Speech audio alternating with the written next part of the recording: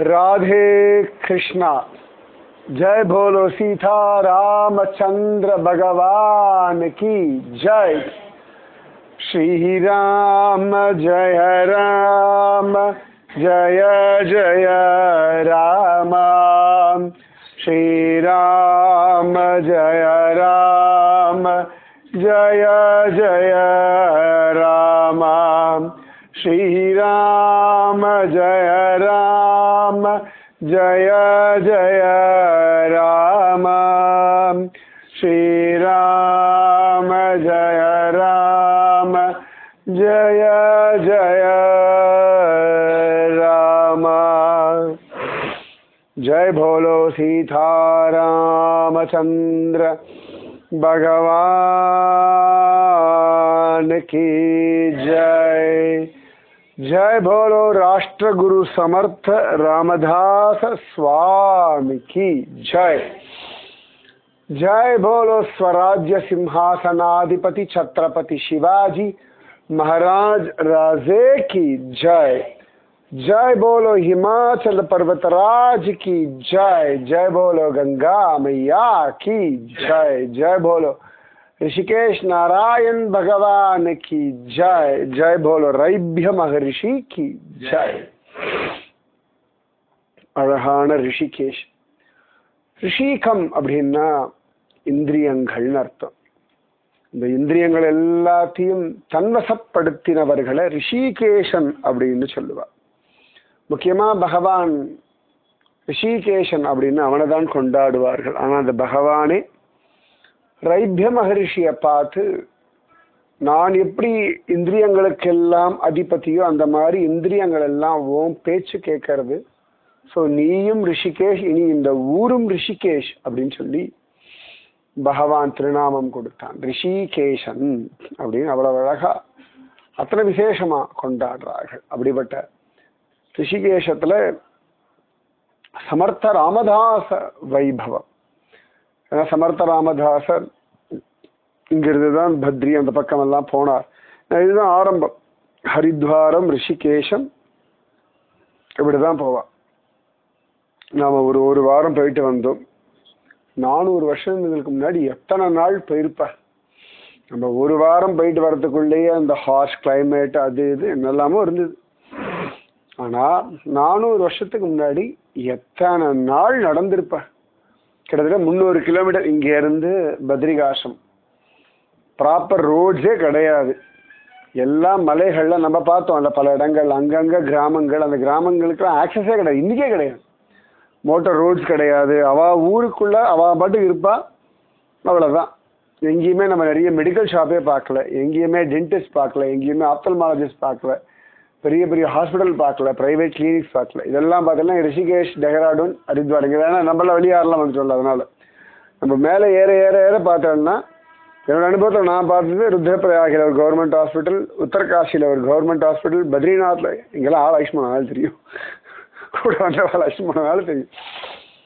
உத்தரகாசி, ருத்ரபிரயாக கூட போன நான் இருக்குன்னு தெரியும். உத்தரகாசி, குப்தகாசி, பத்ரிநாத் இங்கெல்லாம் தான் கவர்மெண்ட் ஹாஸ்பிட்டல். அதுதான் பெஸ்ட் ஹாஸ்பிட்டல். அங்கே தான் பெஸ்ட் டாக்டர்ஸும் இருக்கா. வேற எங்கேயுமே வந்து பெருசா வந்து இதெல்லாம் கிடையவே கிடையாது. அவ்வளோ ஹெல்தி லைஃப், அவ்வளோ ஹெல்தி சூழ்நிலை சரௌண்டிங்ஸ்ல அவ வாழ்ந்துட்டு இருக்கா.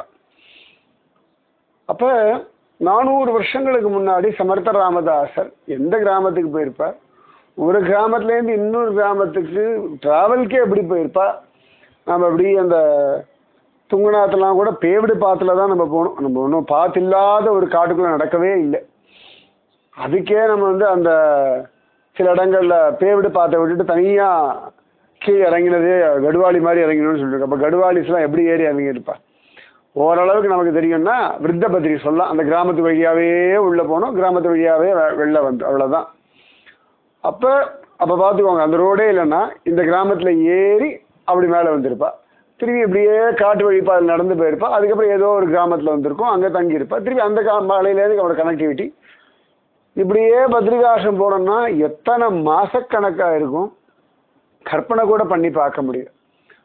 அப்போ சமர்த்த ராமதாசருடைய மனோபலம் எவ்வளோ வசதியாக இருக்கும். எத்தனை ஒரு நமக்கு துங்கநாத்துக்கே நாக்கு தள்ளி மூக்கு தள்ளி தோ எங்க தோ தோ தோ தோ தோன்னு, அதுவும் கடைசியில் சந்திரசீலா ஏறி இறங்கிறதுக்குள்ள நிஜமாவே சொர்க்கமே கண்ணுக்கு தெரிஞ்சுடுது. சந்திரசீலா ஏறி அப்படி பார்த்த உடனேயே இறங்கின உடனேயே ஒன்று வேண்டாம், அவ்வளோ தூரம் நடந்து போனது ஒரு மேகி கிடச்ச உடனே ஒரு ஆனந்தம் உள்ளுக்குள்ள, அப்படி ஒரு குஷி குதூகலம், அப்பாடா ஒரு சாய் கிடச்சிடுது, ஒரு மேகி கிடச்சிடுதுன்னா. சமர்த்த ராமதாசர் எத்தனை நாள் நடந்திருப்பார், எத்தனை காட்டு வழியா, இப்போ எவ்வளோ மிருகங்கள் இருந்திருக்கும். மனுஷா ஆக்சஸ் இல்லைன்னா மிருகங்கள் சாதாரணமாக நடமாட்டி இருந்திருக்குமே. இப்போ நம்ம வரும்போது அவ்வளோ மழை, இந்த மழையில் நம்ம வண்டியில் உட்காந்துன்னு நல்ல மழை, தண்ணி போகிறது என்ஜாய் பண்ணும். இதுலேயே ஒரு 10-15 இடத்த நம்ம லேண்ட் சைடு பார்த்தோம். சாதாரணமாக கண்ணதிர்க்க பார்க்கலாம், ஆனால் அப்போ தான் கல் விழுந்துருக்கு. நம்ம வண்டி பக்கத்துலேயே ஒரு 4-5 குட்டி கல் உருண்டதுக்கே கிருஷ்ணாராமா கோவிந்தான்னு கதவை ஆரம்பிச்சுட்டோம். அப்போ சமர்த்த ராமதாசர்லாம் என்ன கற்பனை கூட பண்ணி பார்க்க முடியாது. சமர்த்த ராமதாசர் முன்னாடி சங்கரர், ராமானுஜர், மத்வாச்சாரியர். ஓகே, சங்கரர் மத்வாச்சாரியர்லாம் கூட இந்த யோக சித்திகள்லாம் உபயோகப்படுத்தினான் இருக்கு. பட் சங்கரர் இந்த இடத்துல உபயோகப்படுத்தின மாதிரி இல்லை. ராமானுஜர் திருமங்கையாழ்வார் குதிரையிலேயே போயிருக்கார், பத்ரிகாசிரமம் போயிட்டு குதிரையிலே ரிட்டர்ன் வந்திருக்கார். அதுக்கப்புறம் எவ்வளவோ பேர் வல்லபாச்சாரியார்லாம் வியாச கோயில உட்காந்து தபஸ் பண்ணார் அப்படின்னு காண கிடைக்கிறார். வியாச கோயில் நம்ம பார்த்தோம், வெள்ள விளையேறு ஒரு மூர்த்தி, அதான் வல்லபாச்சாரியார். கற்பனை கூட பண்ணி பார்க்கவே முடியாது நம்மளால, அவ்வளவு காரியங்கள் பண்ணியிருக்கா. இந்த ஊர்ல இருக்கக்கூடிய இந்த மலையில வாழக்கூடிய இந்த ஜனங்கள், இந்த கோவில்கள் அவ மட்டும், யாருமே யாத்திரிகர்களே வராத காலகட்டத்தில் அவ மட்டும் பூஜை பண்ணிட்டு அவ மட்டும் பாதுகாத்துண்டு எப்படி இருக்கு. இப்போ துங்குநாத்துல இன்னைக்கு எல்லாம் ஆக்சஸ் இருக்கு, அதுக்கே பெரிய ஆக்சஸ் கிடையாது, ஏறணும்னு நிறைய பேர் போறதில்லை. இப்போ யாருமே வராத காலகட்டத்தில் இந்த கோவில்களை பாதுகாத்திருக்காள். இந்த பூஜைகளை விடாம 6 மாசத்துக்கு ஒரு தடவை. இன்னைக்கு இவ்வளோ எல்லாம் வந்தாலும் கூட கேதார்நாத் பாபா கேதார்நாத் கோவில்லேருந்து 16 மீட்டர் ட்ரெக்கிங்கில் தான் இறங்கி கௌரி கொண்டு வருவார், அப்படியே உக்கிமட்டுக்கு வருவார். திருப்பி உக்கிமட்டிலேருந்து கூட அட்லீஸ்ட் கொஞ்சம் கொஞ்சம் ஏதாவது வண்டின்னு வச்சுக்கோங்களேன். கௌரி கொண்டுலேருந்து கேதார்நாத் 16 கிலோமீட்டர், அதுவும் நன்னா இப்போ பனியெல்லாம் இருக்கும், ஃபுல்லாக ஒன்றும் இருக்காது. அந்த பனியிலேயே நடந்து போய் தான் கேதார்நாத் பகவானை கொண்டு போய் அங்கே வைப்பார். அப்போ என்ன ஒரு மனோபலம், என்ன ஒரு தேகபலம், என்ன ஒரு உற்சாகம், இதை நம்ம பண்ணணும்ன்ற அந்த ஒரு பிடிவாதம் அவளுக்கு இருந்திருக்கணும். இல்லாட்டி நடந்திருக்குமா? யோசனை பண்ணி பாருங்க. அத்தனை ஆச்சரியம். அப்போ சமர்த்த ராமதாசர் அந்த காலத்தில் அந்த ஜனங்களுக்கு எவ்வளவு ஒரு மனோபலத்தை, இதெல்லாம் பார்த்துட்டே பல ஊர்களில் போய் அவர்களுக்கு அந்த மனோபலத்தை அவ்வளோ அழகாக கொடுத்திருப்பார் சமர்த்த ராமதாசர். அப்படி ஒரு தபஸ்வி. நம்மளே பார்க்கணுமே, நம்ம தங்கியிருந்தோம் சாரி கிராமத்தில், அந்த இடத்துல அவ்வளோ தூரத்துக்கு நம்மள அழிச்சுன்னு போகிறதே கஷ்டம்னா அதில் பெட்டியை தூக்கி அந்த பசங்க வரானுங்க, திருப்பி அந்த பெட்டியை தூக்கிட்டு கீழே கொண்டு வந்து வண்டியில் வைக்கிறாங்க. அந்த பாதையில் நமக்கு நடக்கிறதுக்கே பயமாக இருந்தது. இதில் வெயிட்டை தூக்கி நம்ம பெட்டி ஒவ்வொன்றும் 15 கிலோ ரஃபாக, நம்ம ஏர்லைன் இண்டஸ்ட்ரி வழி பார்த்தா 15 கிலோ நம்ம பெட்டி ஒவ்வொன்றும். ஒருத்தருக்கு ஒரு பெட்டின்னா கூட 10 பெட்டி 150 கிலோ. அந்த பசங்க இங்கேருந்து தூக்கிட்டு அங்கே வச்சுட்டு திருப்பி அங்கேருந்து தூக்கின்னு வந்து இங்கே வச்சுட்டு இவ்வளவும் பண்ணியிருக்காங்கன்னா, எல்லாம் சின்ன பசங்க தான், யாரும் பெரிய பாடி பில்டர்லாம் கிடையாது. ஆனால் உடம்புல அவ்வளவு ஸ்ட்ரென்த்து, அவ்வளவு ஸ்டாமினா, லைஃப் இதுதான், சர்வைவல் இதுதான், அக்செப்டன்ஸ், அத்தனை ஒரு விசேஷம் அவளுடைய. இப்போ சமர்த்த ராமதாசருடைய மனோபலம், தேகபலம், உற்சாக பலம், பக்தி பலம், நாமபலம், இது எல்லாம் வேணும் நமக்கு. தேகபலம் வேணும், உற்சாகம் நிறைய வேணும், உற்சாக பலம் வேணும், மனோபலம் கட்டாயம் வேணும், பக்தி பலம் வேணும், பகவான் இருக்கான்னு, நாமபலம், பகவான் நாமத்தை சொல்றது, இந்த எல்லாமே இருந்தால் ஒழிய சாத்தியமே கிடையாது. அவ்வளவு சிரேஷ்டம் சமர்த்த ராமதாசர். அப்போ அவ்வளோ பெரிய தபஸ்வி. அதனால தான் ஒரே சமயத்தில் 11 வீடுகளில் ஒரே அழகாக எல்லார் வீட்லேயும் ஆகாரம் சாப்பிட்டுட்டு, நமக்கெல்லாம் கொஞ்சம் ஜாஸ்தி சாப்பிட்ற இன்டென்ஷன் ஆகிடுது, ஏதாவது குளிக்க கிடச்சா தேவையில்லை, நைட் ஸ்கிப் பண்ணலாம், அடுத்த நாள் வேணுமா வேண்டாமா, ஒரு பழம் சாப்பிடலாமான்னு யோசிச்சுட்டு இருக்கும். ஒரே சமயத்தில் 11 வீட்டில் சாப்பிடணும்னா அவளுடைய பிரீத்திக்கு சாப்பிட்றாரு ஒழிய நாக்குக்கு சாப்பிடல. அவ்வளவு அழகா. அதே மாதிரி சகலத்தையும் பகவத் அர்ப்பணமாக பண்ணுறதுனால அது எல்லாமே பகவானுக்கு சமர்ப்பணம் ஆகிடுது நிஜமாவே. இப்போ கூட நம்ம ஹிமாலய யாத்திரை அழகாக முடிஞ்சு கொடுத்தோம் அப்படின்னா, இந்த ஆனந்தம், துங்கநாத் போயிட்டு வந்த பலம், இந்த உற்சாகம், இதெல்லாம் பகவான் கொடுத்தா பகவானுக்கு நன்றி சொல்லிடுவேன், கிரேட்ஃபுல். ஏன்னா இப்போ நினச்சி பாருங்க, துங்கநாத் எவ்வா அப்படின்னு இருக்கும் நிஜமாவே. நேற்று சரி தோ தோ தோ தோ தோன்னு ஏறிட்டோம் நிஜமாவே. இது இறங்கி வந்தோடனே கை காலில் அபாடான்னு இப்படி இப்படி இருந்ததுன்னா நிஜமாவே பகவானுடைய கிருபை தானே. அப்போ அத்தனை ஒரு சிரேஷ்டம் சமர்த்த ராமதாசர். எல்லாரிடத்துலையும் அதே பக்தியோட, அதே ஸ்ரத்தையோட, அதே நம்பிக்கையோட, அதே உரிமையோட அழகா பழகின்னு இருக்கா. ஒரு சந்தர்ப்பத்தில் இந்த சாஃபல் எல்லாம் ஸ்ரீராம நவமி உற்சவம் எல்லாம் அப்போ வருஷம் வருஷம் நடக்குமே. திடீர்னு எப்பயாவது உற்சவத்தில் வந்து கலந்துப்பார், அப்புறம் கிளம்பி போயிடுவார். எப்போ வராருன்னு தெரியாது, எப்படி வராருன்னு தெரியாது, எத்தனை நேரம் இருப்பாருன்னு தெரியாது, எத்தனை நாள் இருப்பாருன்னு தெரியாது. ஒன்றும் டிசைடடாகவே வச்சிருக்க மாட்டார். அவர் எல்லாம் அவர் அப்பப்போ என்ன சங்கல்பம் ஆகிறதோ அதை பண்ணிட்டு இருப்பார். சில விஷயங்கள் மட்டும்தான் ரொம்ப தீவிரமாக ஆலோசனை பண்ணி பல காலங்கள் கடந்து நிற்கும்படியான காரியங்கள் பண்ணுவார். தன்னுடைய மோட் ஆஃப் டிராவல், தன்னுடைய விஷயங்கள் எல்லாமே அப்ப ராமராயா என்ன சொல்றானோ, என்ன சங்கல்பம் பண்றானோ அதற்கு ஏத்தா போல பண்ணிட்டு இருப்பார். இது நமக்கு புரியும்படியா சொல்லணும்னா, உத்தராகண்ட்ல அலைஞ்சுட்டு இருக்கோம், கதை நல்லா சாப்பிட்டாச்சு, கிளம்பியாச்சு, மத்தியானம் எங்கே சாப்பிட போறோம் நமக்கு ஐடியாவே கிடையாது. போயிட்டே இருக்கும், எங்கே பசிக்கிறதோ அதில் எங்கே பெஸ்ட் ஹோட்டலோ அதை பார்த்து சாப்பிட்றோம் இல்லையா. ஸோ அப்போ சங்கல்பம் ஆகிறது, அப்போ எது பெஸ்ட் ஹோட்டலோ அதுக்கு போகிறோம், அங்கே என்ன கிடைக்கிறதோ அதை சாப்பிட்றோம். இதே மாதிரி தான் அவருடைய டிராவல், அவருடைய பிளான்ஸ் எல்லாம் சில விஷயங்கள்ல அப்படி வச்சுப்பார். இப்போ நம்மளே மத்தியானம் சாப்பாடு எங்கேன்னு பிளான் பண்ணுறதில்லை, ஆனால் ஒவ்வொரு நாளும் ராத்திரி எங்கே போய் தங்கணும், எந்த ஹோட்டலில் இருக்கணும், அடுத்த நாள் என்ன பிளான் எல்லாமே ப்ராப்பராக வச்சுக்கணும். மத்தியான சாப்பாடு இந்த ட்ரிப்பில் பாருங்க, என்றைக்குமே மத்தியான சாப்பாடுன்றது ஒரு ஸ்டேஜுக்கு அப்புறமா தான் தீர்மானமே பண்ணுவோம். பதிலில் இருக்கும்பொழுது கூட ஓரளவுக்கு டைம் கன்சியூம் ஆகும்னு தெரிஞ்சது தான் அதை பிளான் பண்ண முடியும். மற்றபடி எல்லா இடங்கள்லையுமே அந்த டைமுக்கு ஏற்ற மாதிரியே தானே போயிட்டு இருந்தோம். இதே மாதிரி தான் சமர்த்த ராமதாசர் திடீர்னு போயிடுவார். எல்லாம் ஒழுங்காக நடக்கிறதான்னு பார்ப்பார். ரைட், ராமராயா சந்தோஷமா இருக்கான், பக்த ஜனங்கள் சந்தோஷமா இருக்கா, ரைட், அவ்வளோதான். அதுக்கு மேலே அந்த இடத்துல நின்று தன்னுடைய பெருமையை நிலைநாட்டுறதுக்கு ஒரு நாளுமே சமர்த்த ராமதாசர் அதுக்கு டைம் கொடுக்கவே மாட்டார்.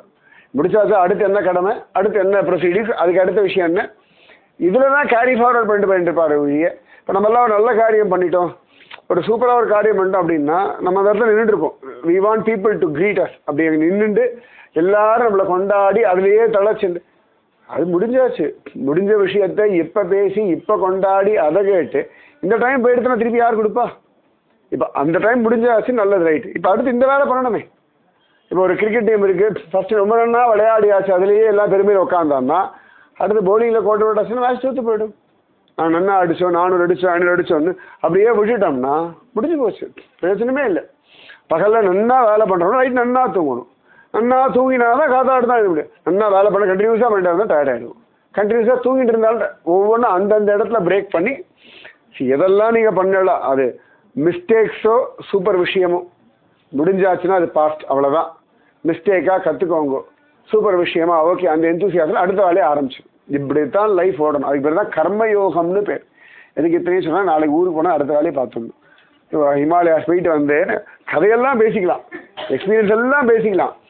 இங்கே என்ன ரொட்டீன் இருந்தது, 6:30 மணிக்கு பேக்கப் தான், 7 மணிக்கு லக்கேஜ் வைக்கணும்னா 7 மணிக்கு லக்கேஜ் வச்சு ஆகணும்னா 7:30 மணிக்கு பிரேக்ஃபாஸ்ட் தான் 8 மணிக்கு ஏறணும்னா ஏறணும், அவ்வளோதான். இது இப்படியே பிடிச்சுட்டேன்னா லைஃப்பில் பல விஷயங்களில் ரொம்ப ஈஸி. இப்போ இந்த 10-11 நாள் இருந்தோம், ஒரு நாள் கூட ரிலாக்ஸ். இன்னைக்குன்னு பார்த்து நானே 8 மணிக்கு மேலே அப்படின்னாலும் இன்னைக்குன்னு பார்த்து எல்லாருக்கும் 5 மணிக்கே முடிச்சு வந்து உட்காந்தாச்சு. தூக்கமே வரல, எல்லாரும் எழுந்து உட்காந்தாச்சு. கரண்ட்டும் இல்லை, தண்ணியும் இல்லை, வெந்நீரும் இல்லை. அப்போ உடம்பு செட் ஆகுறது இல்லையா. நம்ம மைண்ட் அழகாக அப்படி வைக்கும் பொழுது தானாகவே அடுத்தடுத்த விஷயத்துக்கு உடம்பும் நம்முடைய இந்திரியங்களும் எல்லாமே அப்படியே அழகாக அதோட சேர்ந்து வேலை செய்யும். இந்த மைண்டில் நீங்கள் ஃபீட் பண்ணுறது தான் உங்கள் பாடி வேலை பண்ண போகிறது. இப்போ மொபைலில் ஒரு அலாரம் ஃபீட் பண்ணிட்டேன்னு வச்சுக்கோங்களேன், அந்த டைமுக்கு அலாரம் அடிக்கும். அதே தான் பாடி கிளாக்கும். நீங்கள் என்ன ஃபீட் பண்ணுறீங்களோ, ஓகே நீ ஞாயிற்றுக்கிழமை பொறுமையாக இருந்துக்கலாம்னா அவ்வளோதான், உடம்பு தானாகவே அதற்கு எல்லாம் அப்படி போகும். எனக்கு முடியாதுன்னா அவ்வளோதான், முடியாது தான். இல்லை துங்குனா ஏரியா ஆகணும், இப்படியே சந்திரஷிலா போயிட்டே வந்துடணுன்னா 8 மணி நேரம் நடந்திருக்கும் நான் ஸ்டாப்பாக. 5 நிமிஷம் 2 நிமிஷம் உட்காந்து 10 நிமிஷம் உட்காந்துருப்போம். ஆனால் நான் ஸ்டாப் 8 மணி நேரம், 7 மணிலேருந்து சாயங்காலம் 4 மணி வரைக்கும் வச்சுக்கோங்க, ரஃபா 3-4 மணி வரைக்கும் நான் ஸ்டாப்பாக ஏறி இறங்கி இருக்கோம்னா விளையாட்டு இல்லையே. அந்த ஹைக்கு அவ்வளோ வசரத்தில் எவ்வளோ ஏறி இறங்கி ஒவ்வொருத்தர் பேகை மாட்டிண்டு ஒரு கொம்பை வச்சுண்டு என்ன தைரியத்தில் ஏறணும் என்ன தைரியத்தில் இறங்கினோம் எல்லாம் முடிக்கணும் அப்படின்னா ஸோ மைண்டு அப்படி ஃபிக்ஸ் ஆகும் பொழுது பாடி அதற்கேற்ற மாதிரி வேலை செய்யும். சமர்த்த ராமதாசர் தான் என்னென்ன பண்ணணுமோ அதை பண்ணுறார், தான் எந்தெந்த இடத்துல சூப்பர்வைஸ் பண்ணணுமோ சூப்பர்வைஸ் பண்ணுறார். அதுக்கு மேலே உட்காந்து நின்று இந்த பெருமைகளை பேசி அது முடிஞ்சு போன அது ஒரு பழங்கதை தானே, அதை போய் பேசி அதை கேட்டு நிஜமாவே வேஸ்ட் ஆஃப் டைம். நமக்கு எது ரொம்ப பிடிச்சிருக்கோ அதெல்லாம் மகாத்மாக்களை வேஸ்ட் ஆகும். அது முடிஞ்சா சரி அடுத்த வேலையை பாரு. நைட்டு மார்னிங் டிஃபன் நல்லா இருந்தால் போதுமா, மத்தியானம் சாப்பாடும் நல்லா இருக்கணும், மத்தியானம் சாப்பாடு நல்லா இருந்தால் நைட் டின்னரும் நல்லா இருக்கணும். ஏதாவது ஒன்று சொதப்பி ஆசை என்னத்தை பண்ணுற ஒன்றும் சாப்பிடாம இருக்காண்டுவான். சரி ஒரு ஐட்டம் குத்தமாக போனால் ஒத்துக்க மாட்டோம். ஸோ எல்லாமே ப்ராப்பர். அப்போ அடுத்தடுத்த சமர்த்த ராமதாசர் அந்த மாதிரி தான் ஸ்ரீராமநவமி உற்சவம் ஒழுங்காக நடக்கிறதா, எல்லாம் ஒழுங்காக பண்ணுறாளா, ஜனங்கள் ஹாப்பியாக இருக்காளா, சாப்பாடெல்லாம் ஒழுங்காக வருதா எல்லாருக்கும் ரைட். அவர் தனியாக போய் உட்காந்து தபஸ் பண்ண ஆரம்பிச்சிடுவார். ஸோ அது மாதிரி தான் ராமநவமி உற்சவம் எல்லாம் நடக்கிறது. அழகாக கிராண்டாக எல்லாரும் செலிப்ரேட் பண்ணுறா. அழகாக ஜோராக போஜனம் எல்லாம் அன்னதானம் எல்லாம் நடக்கிறது. திடீர்னு பார்த்தா சமர்த்த ராமதாசரை காணலை. இப்போ அது ஒன்றும் புரியவே இல்லை. தேடி தேடி பார்க்குறா, எங்கே போனார்னே தெரியல. கூட்டத்தோடு தான் இருந்தார், எல்லாரோடையும் பேசிட்டு இருந்தார், இங்கே இருந்தார் அங்கே இருந்தார். ஒரே சமயத்தில் 11 பேர் இடத்துலையும் இருக்க முடியுது அவரால். அதே சமயத்தில் அத்தனை பேர் கண்ணையும் மண்ணை தூக்கிட்டு கிளம்பவும் முடியும். சரி இருந்தாலும் சில சிஷ்யா மட்டும் ரொம்ப சின்சியராக தேடிட்டு போய் பார்க்கலாம் அப்படின்னு சொல்லி இப்படி தேடின்னு போகிறா. அவளுக்கெல்லாம் தோன்றது அவள் ஊரில் ஒரு பெரிய மாந்தோப்பு உண்டு, மேங்கோ குரூப். சரி அங்கே போய் அவர் எப்படி அங்கே தனியாக உட்காந்துட்டு இருப்பார் அப்படின்னு சொல்லிட்டு போகிறா. அது நல்லா சுற்றி வர நல்லா வேலி கட்டியிருக்கா, நல்ல மாம்பழ தோட்டம் அது. அதனால் நல்ல வேலி கட்டியிருக்கா, யாருமே அதை தாண்டி உள்ளே போயிட முடியாது. ஆனால் எல்லாருக்கும் ஒரு சந்தேகம், சமர்த்த ராமதாசர் எப்படி உள்ளே போயிருப்பார். அவர் தான் நுண்ணிய ரூபமெல்லாம் எடுத்துகிட்டு போவார், அவருக்கு அந்த பலம் எல்லாம் உண்டு. சரின்னு சொல்லிட்டு அந்த வேலிக்கு அந்த பக்கத்தில் நின்றுட்டு எல்லாரும் இப்படியே தேடுறா. நல்லா அடர்ந்த மாந்தோப்பு, நல்ல இருட்டெல்லாம் இருக்கு, வெளிச்சமும் இருக்கு, மத்தியான நேரம் தான். இப்படி எல்லாரும் ஊத்து ஊத்து பார்க்குறா. ஜோரா என்ன சாப்பிட்ற நேரம், அங்கே எல்லாம் பகவானுக்கு நிவேதனம் பண்ணுறா. நிவேதனம் பண்ணிட்டு எல்லாரும் சாப்பிடணும்னு தயாராக ராமதாசர் இருந்தால் அவர் பரிமாறுவார், சமர்த்த ராமதாசர். ஸோ இப்படி பார்க்குறா. சரி நீங்கள் வந்து தேடுறா. பார்த்தா அந்த மாந்தோப்பில் சமர்த்த ராமதாசர் நடுவில் உட்காந்துருக்க. சில பேருக்கு மட்டும் தெரியாது, தெரிஞ்சு கொடுத்து ஆ அப்படின்றா. பார்த்தவாள் ஜெய ஜெய ரகுவீர சமர்த்த அப்படின்னு கத்தினா. மற்றவாள் என்ன என்ன என்ன அப்புறம் ஆன்னு கத்துறா. மற்றவாளுக்கெல்லாம் புரியல என்ன ஆச்சு அப்படின்றா. இல்லை எங்களுக்கு அங்கே நான் பார்த்தேன் சமர்த்த ராமதாசரும் ராமனும் உட்காந்து சாப்பிட்டு இருக்கா அப்படின்றா. சரி அதுக்கே இப்போ எனக்கு இப்போ ஒன்றும் கண்ணுக்கு தெரியல, கண்ணே தெரியல. ஒரு க்ஷணம் அந்த காட்சி கிடைச்சது, ராமதாசரும் ராமனுமாக உட்காந்து சாப்பிட்ற காட்சி கிடைச்சது. அடுத்த நிமிஷம் கண் பார்வை போயிடுச்சு. ஒரு 2-3 பேர் யாரோ பார்த்துருக்கா. இப்போ 3 பேருமே 3-4 பேர் வச்சுக்கோங்க, கொஞ்சம் பேர் பார்த்தவெல்லாம் ஒரு க்ஷணம் காட்சி கிடைச்சது. அடுத்த க்ஷணம் கண்ணு போயிடுச்சு. மற்றவாள்லாம் பயந்து போயிட்டா. ஓ இப்போ நம்மளும் பார்த்தா நமக்கும் கண்டுபிடி எல்லாம் திரும்பிட்டா. அப்பயும் அவள் காட்சி கிடைச்சினா, அவள் ஏதோ பூர்வ ஜென்ம புண்ணியம், அந்த சத்சங்க பலம். எப்படி நாரதருக்கு ஒரு க்ஷணம் உள்ளுக்குள்ளேருந்து பகவானுடைய குரல் கேட்டது இல்லையா, அந்த மாதிரி அவளுக்கு காட்சி கிடைச்சது. அடுத்த க்ஷணம் மறைஞ்சு கொடுத்து. மற்றவாளுக்கு ஏன் கிடைக்கலன்னா அந்த அளவுக்கு அவளுக்கு இன்னும் அந்த தகுதி வரல. இவா சொன்னதை கேட்டுறது அவளுக்கு பெரிய பாக்கியம் அப்படின்னு அப்படி திடுக்குன உடனே சரி பார்க்க வேண்டாம்னு விட்டுட்டா. இவாளையும் கையை பிடிச்சி அழிச்சுட்டு வந்துவிட்டா. சமர்த்த ராமதாசர் அவர் பாட்டுக்கு அங்கே இருந்தார். சந்தியா காலம் ஆச்சு. அழகா அவர் அந்த மாந்தோப்பை விட்டு வெளியில வந்துட்டார். அழகா வந்தாச்சு. எல்லாரும் வந்தார்கள், நமஸ்காரம் பண்ணா. சில பேர்லாம் அழிச்சுட்டு வந்து அவளுக்கெல்லாம் கண் பார்வை போயிடுத்து. ஏன் அப்படி நடக்கணும் அப்படின்னா அவளுக்கு அந்த அனுபவம் கிடைச்சது. அந்த அனுபவத்தினுடைய பலம் அவளுக்கு அந்த ரூபம் மனசுக்குள்ள நின்றுடுத்து. அதுல ஒரு குஷி, பகவானோட லீலை கண்டு போயிடுத்து. உடனே சமர்த்த ராமதாசர் கையை கூப்பிட்டா, மன்னிச்சுடுங்க, நாங்கள் தெரியாதனமாக பார்த்துட்டோம், இப்படி காட்சி கிடச்சிது, ஆனால் அதுக்கப்புறம் இது சாதாரணமாக இந்த உலகத்தை கூட பார்க்க முடியலை அப்படின்னு ஓன் அழுதார்கள். சமர்த்த ராமதாசர் எல்லாருடைய தலையிலையும் கையை வச்சார், ஆசீர்வாதம் பண்ணா, ஒன்றும் பயப்படாதீங்க, ராமராயா உங்களுக்கு கிருபை பண்ணியிருக்கான் அப்படின்னு சொல்லிட்டு தன்னுடைய கமண்டலத்தில் ஜலம் இருக்கும்னா ஜலத்தை எடுத்து எல்லார் கண்ணையும் இப்படி தடவி விடுறார். எப்படி தன்னுடைய அம்மாவுக்கு பண்ணாரோன்னு, அந்த அம்மாவுக்கு கண் தெரியாத பொழுது கண் பார்வை போயிடுத்து, இவரை பார்க்கணும்னு ஆசைப்பட்டோன்னே அவருக்கு கண்ணு கொடுத்தா மாதிரி இவாளுக்கு எல்லாம் ராமராயா அவனுடைய கிருப்பையினால இவாளுக்கு சாதாரணமாக கண்கள் தெரியிட்டா அவள் உலக வாழ்க்கையில் வாழணும், யாத்திரையெல்லாம் போகணும், கோவிலுக்கெல்லாம் போகணும், அவள் குடும்பத்தை பார்க்கணும், அவள் கடமைகளை பண்ணணும், அதனால் அவர்களுக்கு அந்த கண் பார்வை அவசியம் அப்படின்னு சொல்லி அழகாக அந்த கண்ணை தடவி கொடுத்தா. அத்தனை பேருக்கும் கண் பார்வை வந்துடுத்து. அத்தனை பேருக்கும் அவ்வளவு ஆனந்தம், சொல்ல முடியாத ஆனந்தம். திவ்யம் ததாமி தே சக்ஷுகுன்னு பகவான் கீதையில சொல்ற மாதிரி, எப்படி கூரத்தாழ்வான் பிரார்த்திக்க ராமானுஜருக்காக காஞ்சி வரதராஜன் அவருக்கு திவ்யமான நேத்திரங்களை கொடுத்தானோ, அதுபோல இவர்களுக்கு எல்லாருக்கும் சாதாரணமா திரும்ப கண் பார்வைய ராமதாசர் கொடுத்தார். மகாத்மாக்கள் அப்பேற்பட்ட மகாத்மியம் உடையவர்கள். அதுக்காக சமர்த்த ராமதாசர் ஊர்ல கந்திரியார் எல்லாரையும் எல்லாம் போய் பண்றது அப்படிலாம் கிடையாது. யாருக்கு அவசியம், எந்த விஷயத்துல எவ்வளவு தூரம் எது வரைக்கும் அப்படின்னு இருக்கோ அது வரைக்குமான சக்தியை கொடுப்பார்கள், அது வரைக்குமான விஷயங்களை நடத்தி கொடுப்பார்கள். பக்குவம் தான் நம்மளை படுத்துவோம். அப்ப நம்ம பக்குவப்படுத்த பெரிய விஷயம் நம்மளா அடைஞ்சிடுவோம். எதுவுமே அதிர்ஷ்டம் இல்லாட்டி மேஜிக்ல கிடைச்சதுன்னா அதுக்கு விலை கிடையாது. ஜனங்கள்லாம் ரொம்ப சந்தோஷப்பட்டா, பார்த்தவர்கள்லாம் அந்த விஷயத்தை பத்தி பல பேர்கிட்ட சொன்னா.